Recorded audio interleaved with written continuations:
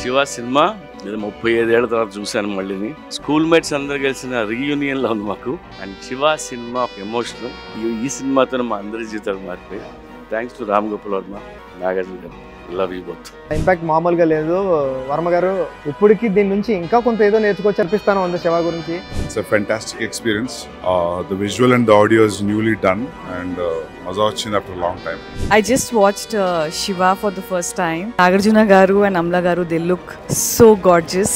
Amazing screenplay. Ram Gopal Varma garu, I think one of his best work. After 36 years watching Shiva, Ram Gopal Varma గారు పక్కన కూర్చొని చూడటం నాకైతే life time experience because is my all time favourite. Shiva release అయినట్లేదు, release అయినట్టుంది. ఒక hypnotism లోన్ అయ్యాం.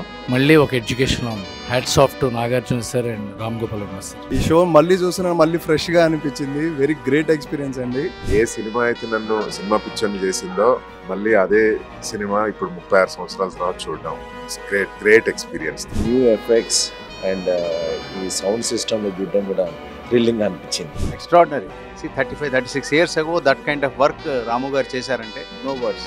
Hats off to him. నేను ఎప్పుడో ఒక 11 years ఏజ్లో ఉన్నప్పుడు ఫస్ట్ టైం థియేటర్లో చూడటం, మళ్ళీ ఇన్నాళ్ళకి complete new experience.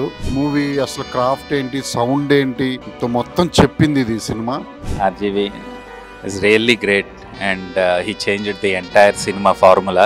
4Kలో sound effects అవనివ్వండి, మిక్సింగ్ అవనివ్వండి, అద్భుతంగా ఉంది. So please experience Shiva nostalgic masterpiece moment on big screens.